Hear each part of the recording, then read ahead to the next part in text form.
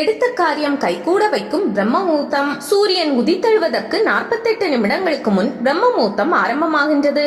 பிரம்ம முகூர்த்தம் என்பதற்கு பிரம்மன் நான்முகனை குறிக்கிறது.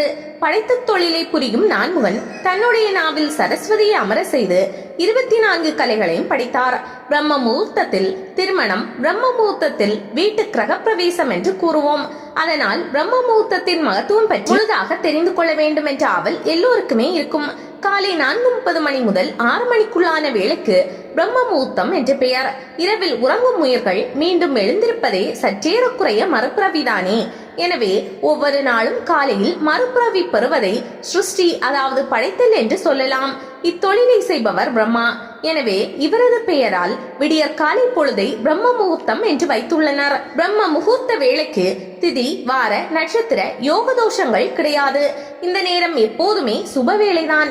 இந்நேரத்தில் எழுந்து குளித்து இறை வழிபாட்டை செய்து நமது வேலைகளை செய்ய துவங்கினால் அன்று முழுவதும் வெற்றிதான். பிரம்ம முகூர்த்தத்தில் வீட்டில் விளக்கேற்றி வழிபடுவதன் மூலம் சகல சௌபாக்கியங்களையும் பெறலாம் என்பது ஐதீகம். உபாசனைக்கு காலையில் பிரம்ம முகூர்த்தத்தில் எழுந்திருக்க வேண்டும் என்பது முக்கியமானதொரு கடமையாகும். இக்காலம் ஜீவன்களை எழ செய்வது போல மந்திரங்களையும் எழ செய்கின்றது. மந்திரங்கள் ஜபிப்பவனுடைய மனதிலிருந்து படிப்படியாக அவனுடைய நுண்ணலைகளை ஒலி அலைகளாக மேலே எழுப்பி ஜபம் செய்பவனது மந்திர ஒலியானது வெளிப்பட செய்கிறது.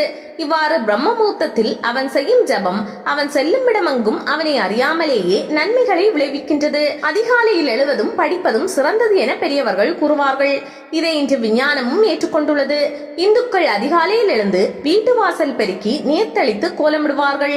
நமது புராண இதிகாசங்களில் முனிவர்கள் அதிகாலையில் நீராடி தியானத்தில் இருந்ததை அறிகின்றோம். பிரம்ம முகூர்த்தத்திற்கு அபார சக்தி ஒன்றுள்ளது என்பதை உணர்வு பூர்வமாக அனுபவித்து அறியலாம். இன்று விஞ்ஞானம் கூறும் இவ்வுண்மையை அன்று அஞ்ஞானம் அனுபவபூர்வமாக வெற்றி கண்டுள்ளது.